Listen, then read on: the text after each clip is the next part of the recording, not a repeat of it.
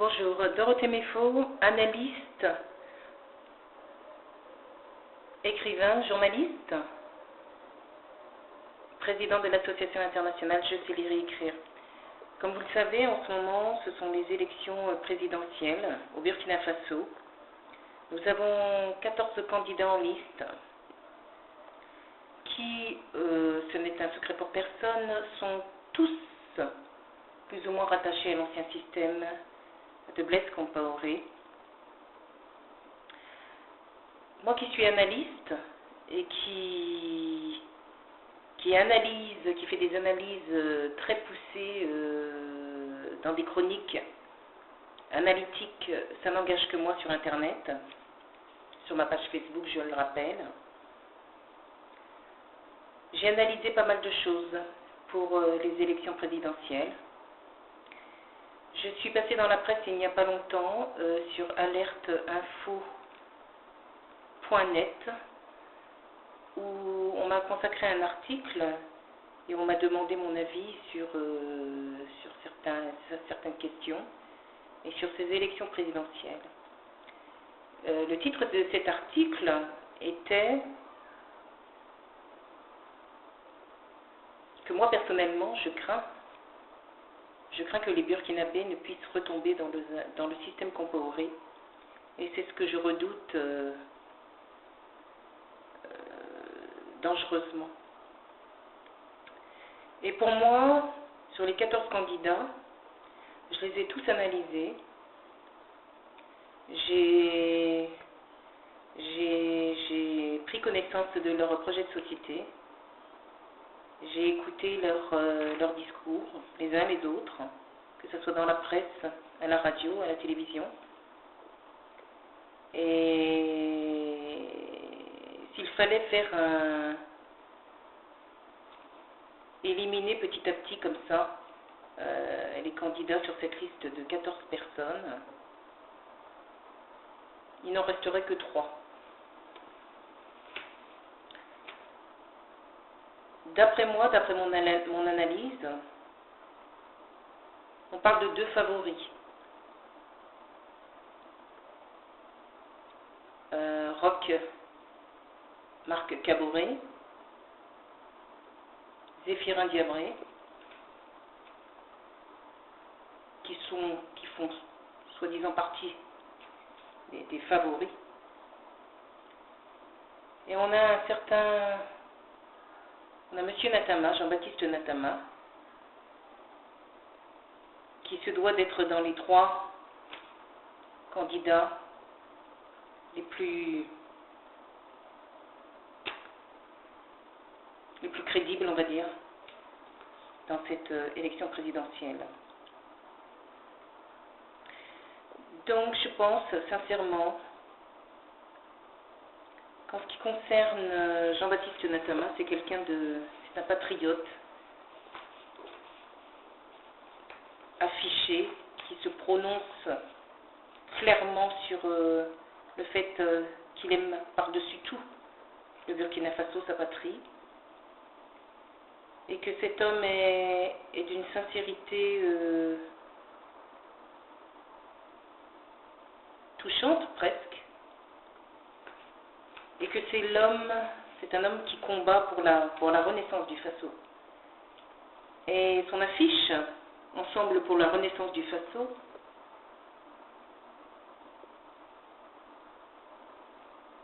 on sent bien que cet homme veut remettre le Burkina Faso sur les rails, veut en finir avec une certaine dictature qui a duré 27 ans, et qui prend cette élection présidentielle comme un combat à gagner, mais qui considère que le seul vainqueur sera le peuple. Et il en fait témoignage, et il en est persuadé. Et quelque part, le combat qu'il mène, ce n'est pas un combat pour lui-même, c'est un combat pour le peuple. Et donc il s'est engagé justement dans cette course à la présidentielle, dans cette optique-là, de combattre pour que le peuple burkinabé soit vainqueur. Et c'est tout ce qu'il apporte. Et on parle beaucoup d'intégrité dans les journaux. Le Burkina Faso, le pays des hommes intègres. Alors, qui est intègre et qui ne l'est pas? On a de vrais hommes intègres et de faux hommes intègres. Alors là-dedans, il faut faire le tri. Et moi, je pense que qui est intègre sur les trois personnes que j'ai citées, les trois candidats que j'ai cités, je pense que Jean-Baptiste Natama est le plus intègre des candidats. Et je pense sincèrement aussi que celui qui est intègre, c'est celui qui a renoncé à la subvention de 25 millions de l'État pour être en conformité avec sa conscience et sa conception de l'utilisation de l'argent public. Et je dis chapeau, monsieur Natama, ça c'est faire preuve d'une grande intégrité. En ce qui concerne Zéphirin Diabré, qui représente certes la vraie opposition, il est un fait que je suis d'accord avec lui quand il dit qu'il en appelle vivement à l'esprit de discernement. Il fait appel aux électeurs d'avoir un esprit de discernement sur ce qui va se passer le 29 novembre. Et que quelque part, là, je suis absolument d'accord avec lui. Et que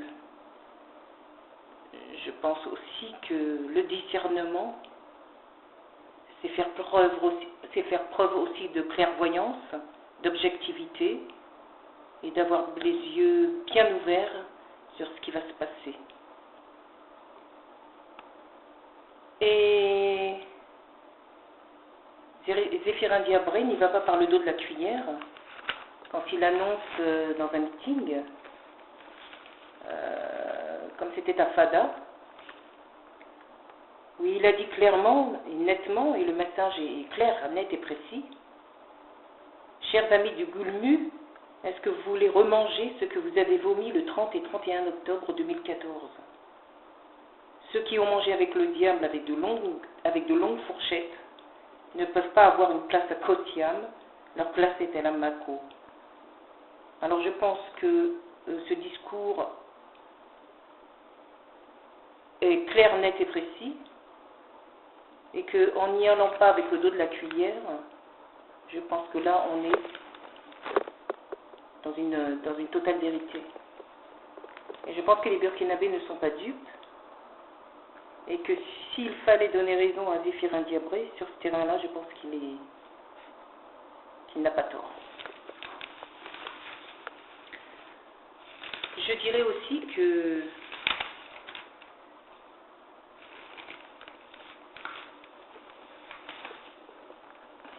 Jean-Baptiste Natama, qui est en ce moment en meeting un peu partout au Burkina Faso et dans les villages, qui s'entretient avec la population et qui lui tient des discours de solidarité collective. Si Jean-Baptiste Natama est dans le combat de la résistance, si Jean-Baptiste Natama est candidat indépendant, certes, je dirais qu'il est vraiment indépendant. Il est indépendant réel de ceux qui ont soupé avec le diable pendant 27 ans. Alors là, oui, il est indépendant. Il est indépendant de tout ça. Donc c'est pour ça qu'il est crédible. Parce qu'on a beau avoir d'autres candidats qui ont des partis politiques, Jean-Baptiste Natama est un indépendant qui est hors du système dictatorial et qui s'affiche en tant que tel. Et pour cela, oui, il est indépendant. Et je pense que c'est plutôt sur cet homme-là qu'il faut miser. Si on en a fini avec le régime dictatorial de Compaoré, si on va au bout de ses convictions, je pense que là, s'il fallait miser sur un homme, c'est bien Jean-Baptiste Natama. Et je pense aussi que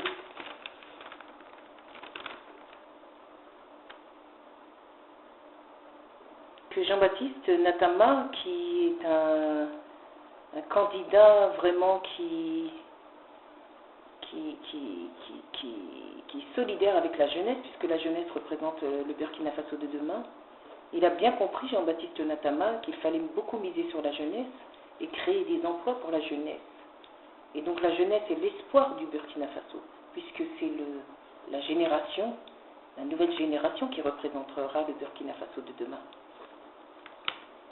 Vous pouvez avoir son projet de société sur sa page Facebook. Vous pouvez télécharger son projet de société et voir ce qu'il propose pour le Burkina Faso, pour le développement du Burkina Faso. Et je sais que Jean-Baptiste est très, très soucieux de l'éducation. Et que pour lui, il s'engage à mettre fin au spectacle désolant des écoles sous paillotte, après un an de mandat par exemple.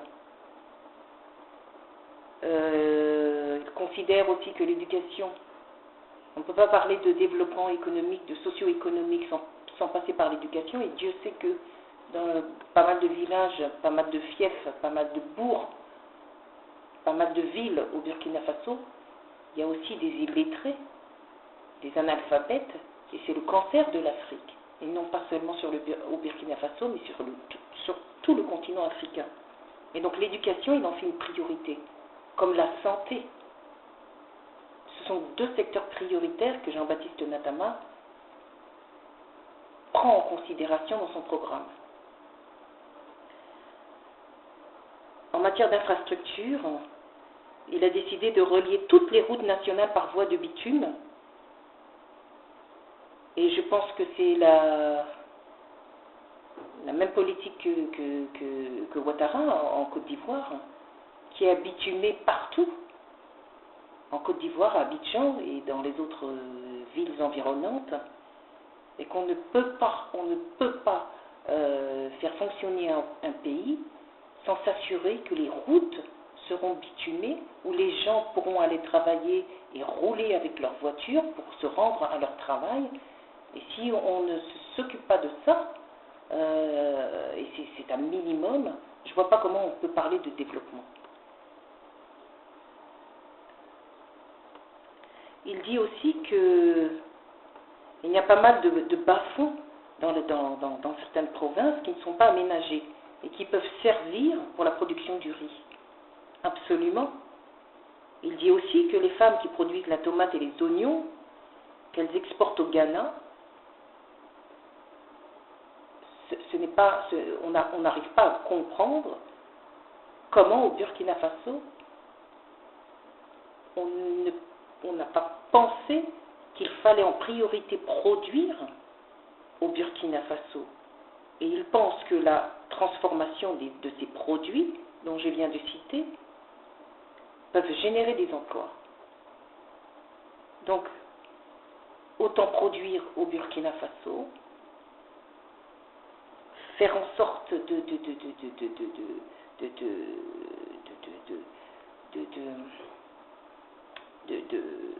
d'exploiter pour le Burkina Faso tous ces produits et ne plus les exporter. Voilà. Il a aussi constaté qu'il y avait des problèmes d'eau dans les provinces et que ça, selon lui, c'est dû au manque d'investissement. Le peu qui est prévu n'est pas exploité de façon optimale, dit-il. Tout cela peut être imputé à la malgouvernance. Certes. Sur le plan énergétique, il pense aussi mettre l'accent sur l'énergie solaire. Et il tient à ce que chaque ménage burkinabé dans les zones périurbaines obtiendra un kit d'éclairage pendant son mandat. C'est ce qu'a fait Ouattara au niveau de l'électrification de ce de se concentrer sur toutes les provinces, les petits villages où il n'y a pas d'électricité. Et donc ça me paraît une priorité dans ce monde. L'éclairage et l'eau, comme l'éducation et la santé, ce sont des secteurs prioritaires à prendre en considération. Il dit aussi que les communes seront équipées de réseaux d'électrification solaire pour profiter de ce que la nature nous offre. Voilà, donc ce sont des points importants que Jean-Baptiste Natama a met en avant pour son programme. Et vous avez sur sa page Facebook son projet de société que vous pouvez, comme je le disais tout à l'heure, télécharger.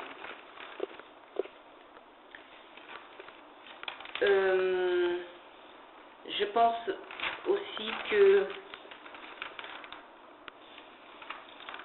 le Burkina Faso va tourner une page importante de son histoire et que je considère aussi que s'il fallait impressionner les Burkinabés, je crois que les Burkinabés ne sont plus dupes de ce qui se passe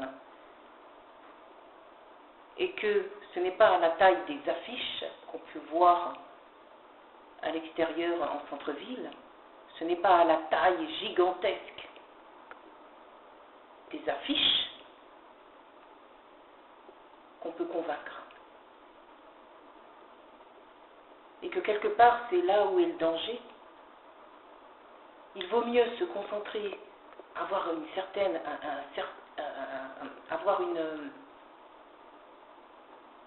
être plus dans l'exactitude avec quelqu'un qui se fait discret, entre guillemets, que quelqu'un qui s'affiche et qui fait du forcing. Et je crois que là est le danger. Et là, il faut faire preuve de discernement, et je suis tout à fait d'accord avec Zéphirin Diabré. Et je pense sincèrement, moi, en tant qu'analyste,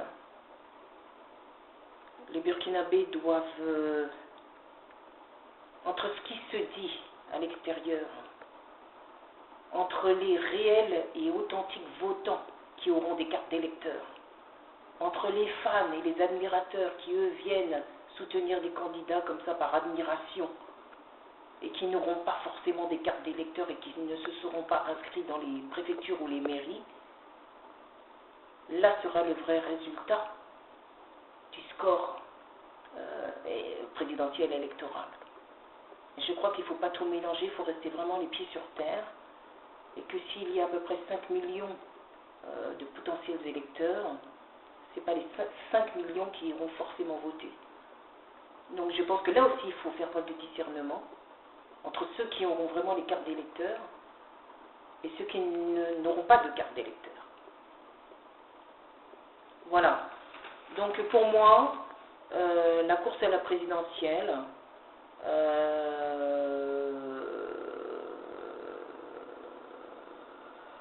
ce n'est pas le fait de se voir assis à Kosiam et parader dans les couloirs de Kosiam et se voir attribuer une couronne sur la tête. Je pense que le peuple burkinabé attend autre chose que ça et qui veut vraiment un réel changement. On veut une révolution socio-éducative, socio-politique. Je pense que Jean-Baptiste Natama, comme il le disait à un certain moment, c'est toute la classe politique qu'il faut revoir. Et la gangrène, elle est là. Le message est clair. Soit le peuple burkinabé retombe les deux pieds joints dans un trou, ou soit le peuple burkinabé choisit vraiment le vrai changement. Sincèrement, comme vous avez pu le voir un peu partout, je soutiens Jean-Baptiste Natama parce qu'il est dans une démarche sincère. Dans une démarche sincère. Il veut que le Burkina Faso renaisse. Qu'on reparte dans un vrai développement socio-économique. Qu'on parle désormais d'émergence. Jean-Baptiste Natama vous le promet ça. Donc, si j'avais un conseil à donner aux Burkinabés, c'est de voter Jean-Baptiste Natama. Et je pense que vous ne serez pas déçus. Merci de votre attention. C'était Dorothée Méfaux, en direct de Ouaga. Merci.